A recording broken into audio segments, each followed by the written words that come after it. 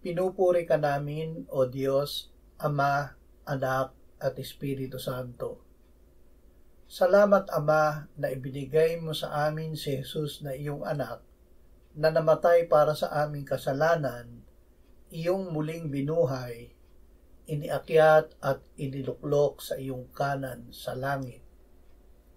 Salamat na ibinigay mo sa amin ang iyong banal na Espiritu, at sa pamamagitan niya ay ibinuhos mo ang iyong pag-ibig sa aming puso. Salamat, Ama, na kami ay nakakalapit sa iyo sa pamamagitan ni Kristo kaysa ng iyong banal na Espiritu.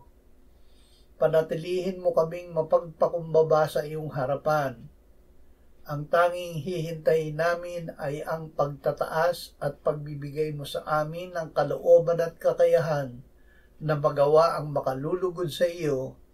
Amen.